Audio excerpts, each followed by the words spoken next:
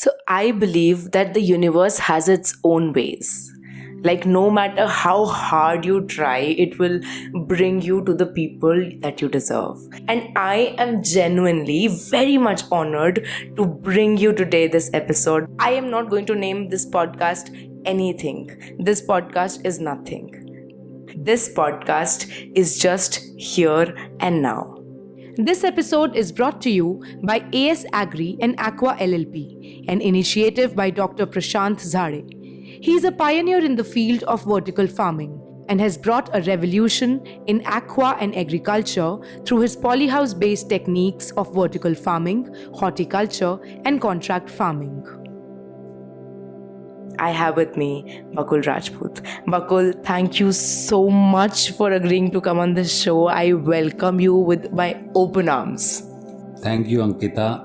And to be honest, I am really honored to be in a space where you are never prepared to say what you really want to. And as you rightly said, that you will name this nothing. And then you said that you want to name it here and now.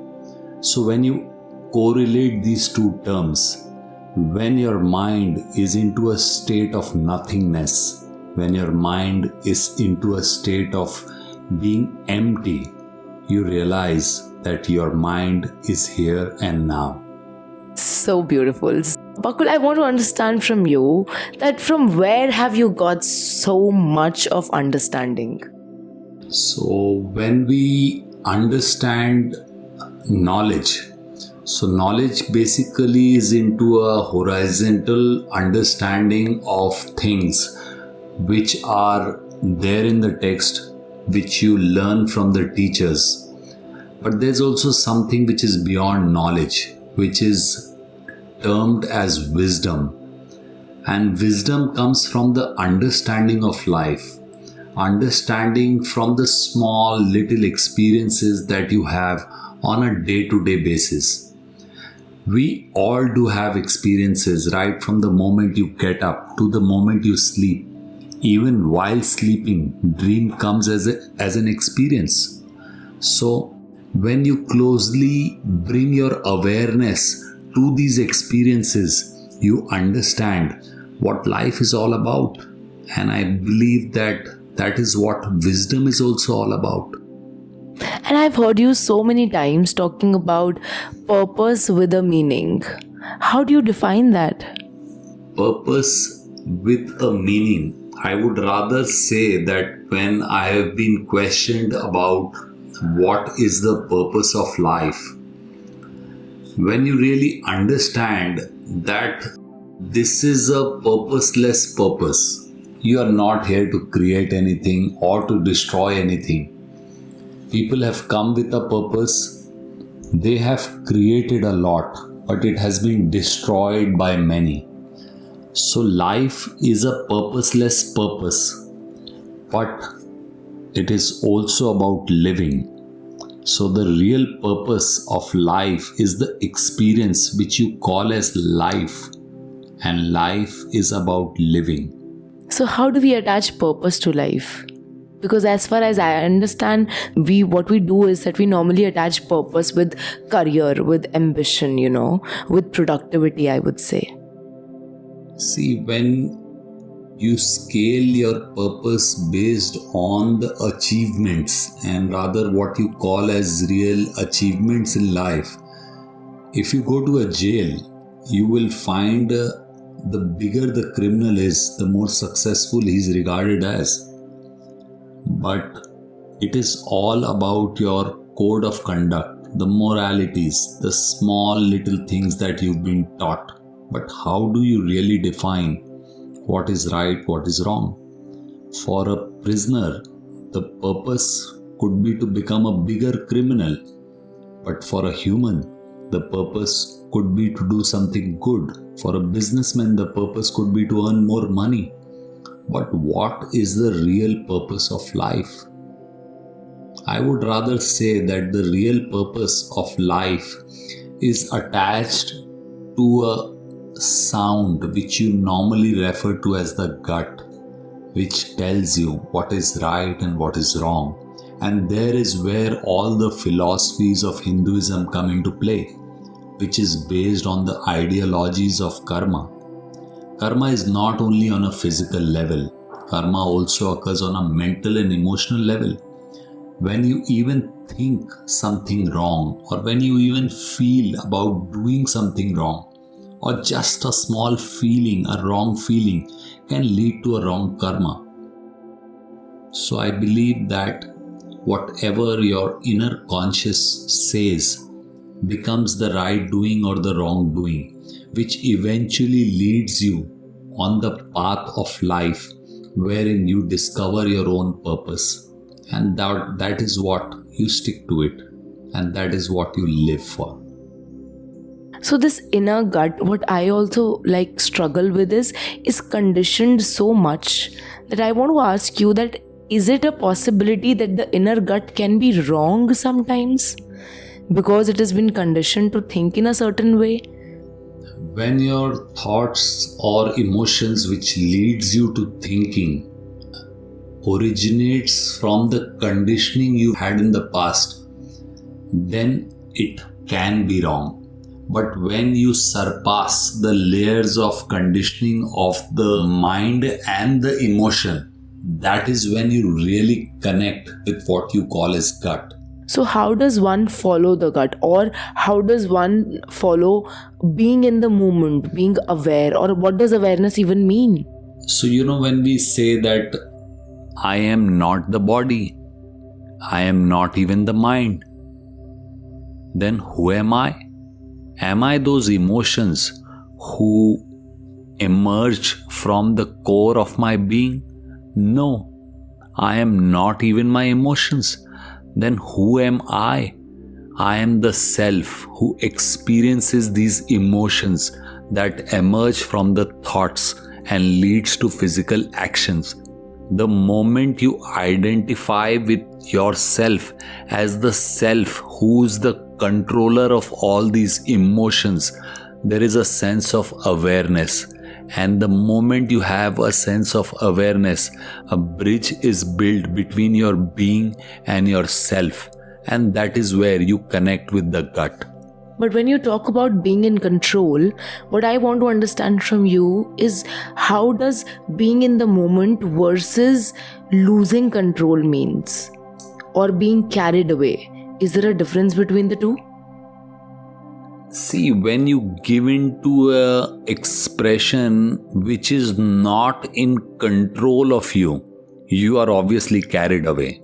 The moment you have given into something that later on you feel could have been a better way you could have dealt with it, you have lost control. And when you are aware about your being, aware about what is happening and what is the reason for that happening to occur, you are in control.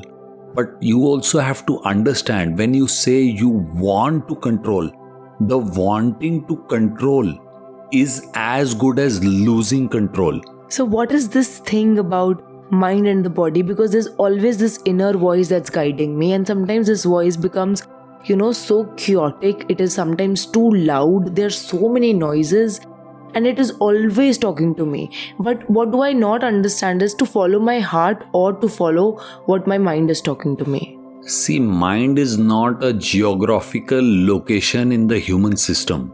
A brain might be, you might locate the brain, but how do you locate the mind? Where do these thoughts come from? How do you get carried away by these thoughts? So there are various theories, but the only thing right now you need to understand is that you need to start creating an awareness of these thoughts, having a third person perspective to every thought that comes into your being, to every feeling that emerges from what you call as your heart. So sometimes, we take decisions which might not look good from the third person perspective, or say from the societal perspective. But if in my heart I know that this is something I want to pursue or this is something I want to go for, then in that case, what should I do? See, there is nothing called right or wrong. What might be right for you might be wrong for the other person. You might say this decision is right, but that decision might be wrong from the other person's perspective. But the end of the day, when you hear the inner voice and you take a decision, trust me, to a certain degree you'll always be right. But if you are wrong, you are responsible for the decision. The responsibility is not on the basis of the society for whom you've taken the decision for, going against your inner voice. So that means I should listen to my heart. One should always listen to your heart. One should always listen to their core. One should always take a decision based on what your voice from within tells you to do. At the end of the day, if you fail or succeed, it is all yours. Why does it become so difficult to sometimes listen to your heart? Because you are so conditioned of going against the way you feel. So society is not conditioned to be liberal, because society is conditioned to live in certain norms, and those norms created over centuries have conditioned you to think and behave in a particular manner. But trust me and tell me, all those who have gone against the basic norms, all those people whom you call are different beings, they are the one who have created a difference. Amazing. How amazing is that? So I want to know from you that when you talk about all these things, have you experienced them in your life, or what has been your inspiration? See, my inspiration, which I personally follow, is to be a better version of my own self with each passing day, or probably each passing moment. And how do you do that? By just being in the moment. The moment you are in the moment, there is something that the universe is constantly open to and is gifting you. You just need to be ready to receive. Yeah, I remember that we were having a conversation one day and you told me that, Ankita, you don't need to go out to get something. You just have to be here in this moment and ready to receive. What does that mean? Does that also come with an excuse of laziness, that everything is going to come to me, or I don't have to make an effort to go out? How does that work? See, if you say who gives you, whether it is wisdom, knowledge, luck, it is God in layman terms. So when you are searching for God, the God is also searching for you. It is not that the God is not searching for you and you search for God and you find Him. No, it doesn't work that way. It works in both the ways. The God is also searching for you when you are searching for Him. And if both the parties starts to search for each other, nobody finds each other. The best way is to be in the moment. And the moment you get rested, you get settled in the mind, in the emotion, in the core, God opens up to you and life blossoms. So that means surrendering to the moment. Yes, surrendering to the divine, surrendering to yourself, surrendering to the present moment.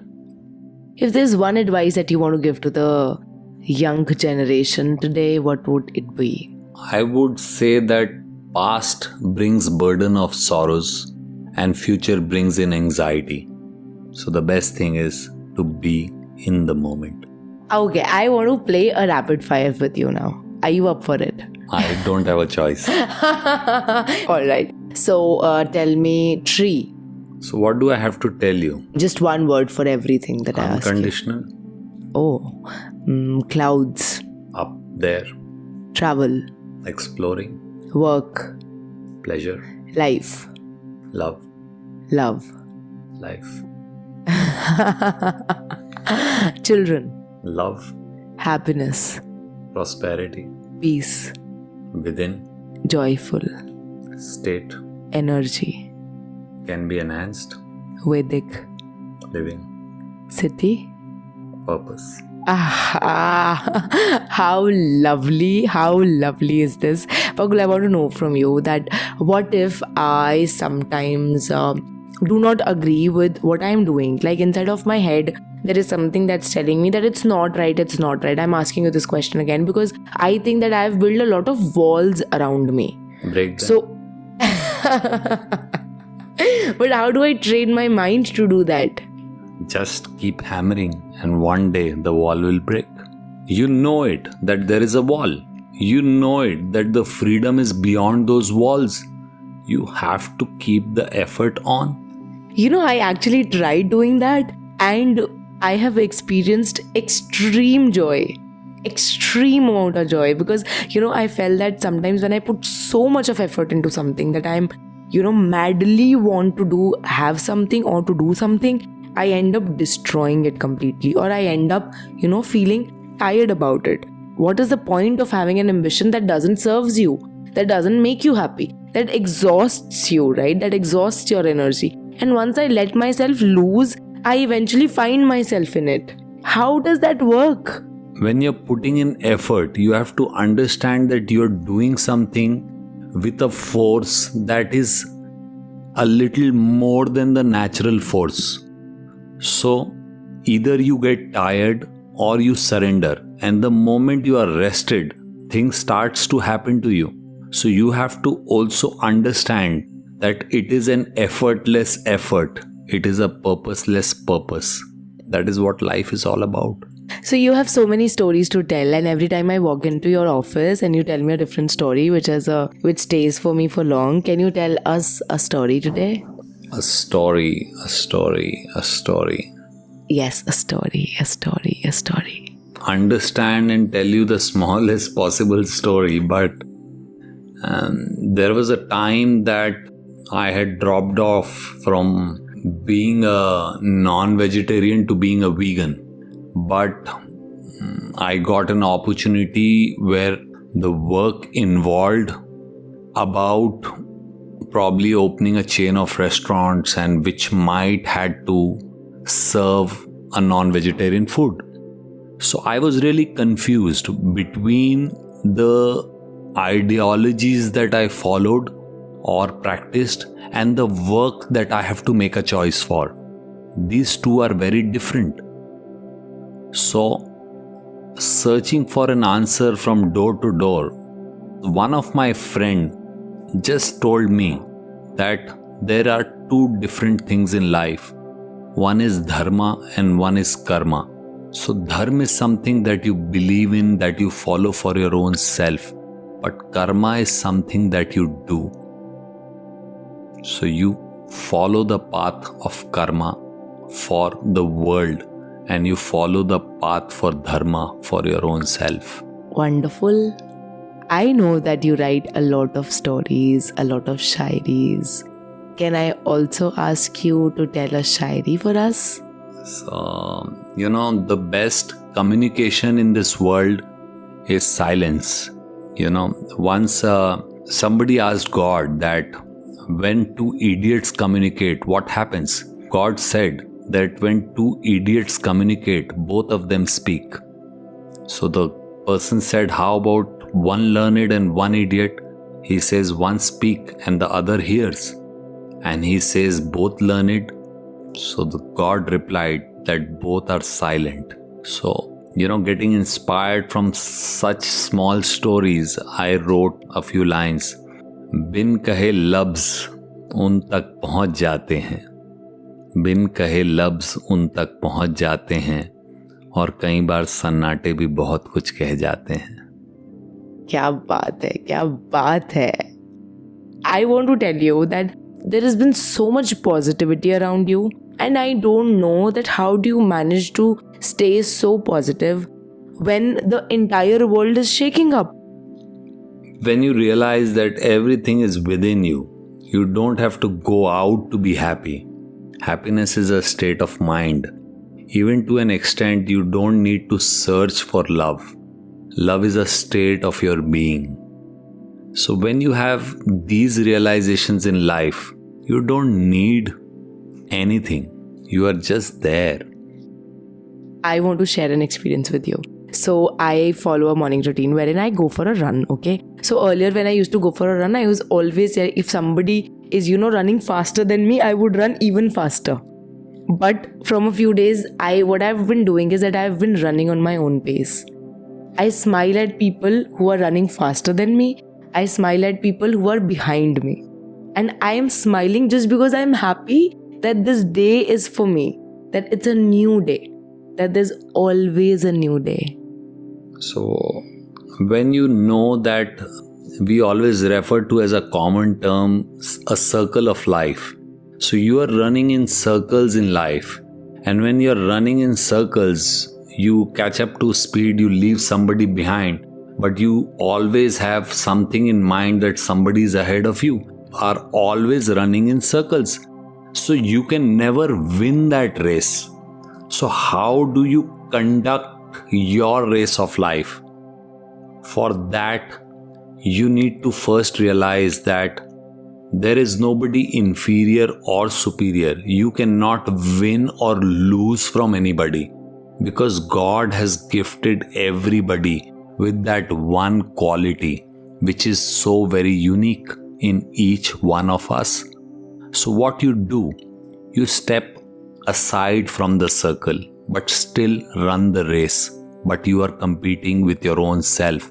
And as earlier I said, your only aim and ambition should be to be a better version of your own self.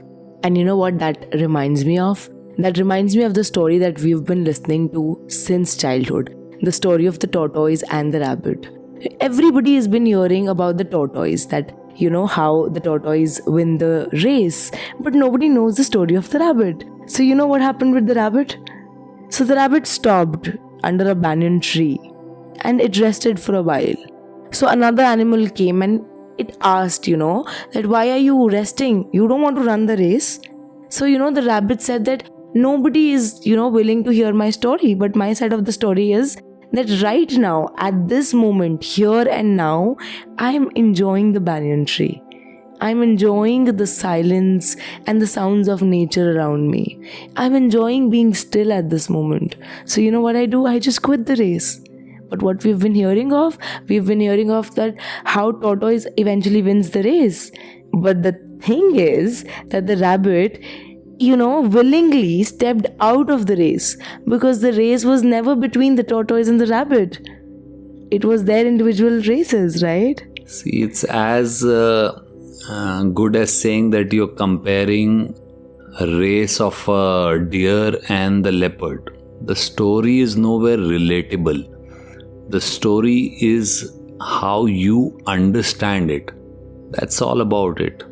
Every perspective, or probably for that matter, everything on this universe has one side of your understanding, one side of the other person's understanding, and the third side is the real truth. So that is your understanding. Nobody knows the truth. Why the rabbit stopped. Wow. So I am going to conclude this episode with nothingness. Nothingness. Because we were here and now, and you've been listening to us here and now. And whatever thoughts that you have in your mind, just stay with them for a while. Think of the thoughts that you've been thinking, and think of us when you're again contemplating of what to do next, what steps to take next. It is only about the right next move, the next move that you're going to make. It's not about the big achievements that you're going to make. It has been always about what's the right next thing to do in life. So I am going to once again thank you, Bakul, for coming on this show. Thank you. It's a pleasure. All right. So thank you so much for listening to this episode. Please share it with your friends. So this brings us to the end of our very first episode on the podcast Vedic Life. This is me, Ankita Sood, with Bakul Rajput. We will be back very soon with another episode. Until next time.